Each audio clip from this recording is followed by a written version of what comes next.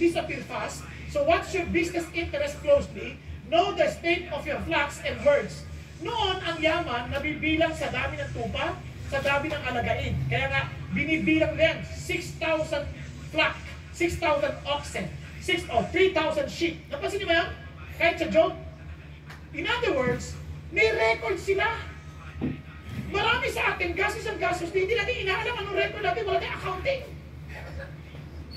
Kasi, ang hilig natin mag-signs and wonders. Lalo ngayon, uso na yung credit card.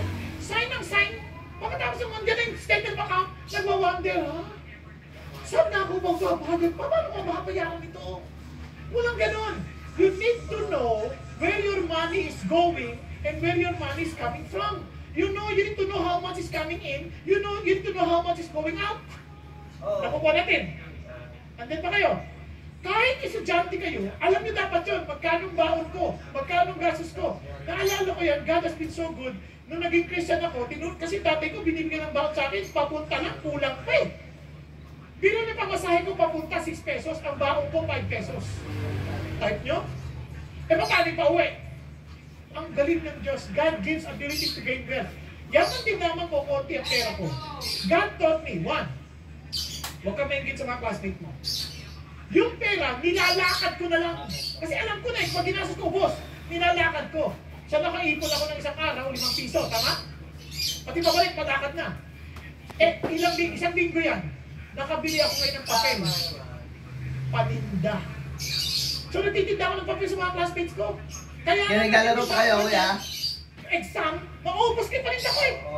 Ako ang walang papel. Ay, nakakahiya. Sunod, natutunan ko magluto. Paturo sa magulang ko. Turo akong peanut butter.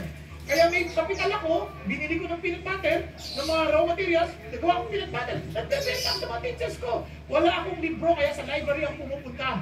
I could not afford to buy books. Tapos, nakakita ako ng titinang chinelas. Nagtitinda akong chinelas. Hiniyabang ako ng isang guardian kasama ko. Kaklase ko, sabi niya, binubuksan yung bag. Ano to? Lalabas yung sandwich, yung peanut butter, puro paninda. Walang libro. Kala ko nag-aaral ka. Oo. Accounting. Business administration. Kaya nga nagbi-business ako sa loob eh. Nakatapos ako. Kaya naman, aral ka din. Kasi kailangan mo mag-aral.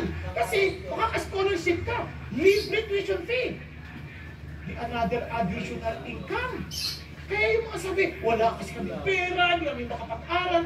Excuse me. Lahat mo tayo walang pera, no? Hindi yung excuse. You think and you manage. Magkano yung pasok para alam mo pa paano lalabas. You better know how to manage your money. Have a good accounting. Kahit pastor, kahit church, ganun yun.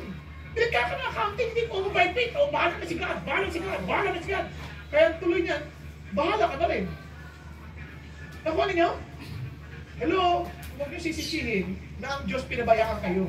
Hindi siya nagpapabaya sa atin. He wants us to be disciplined enough to understand how to manage His resources. Okay? Andiyan pa kayo? Okay, sunod. Papakita ko sa inyo. Kahit inyo ha?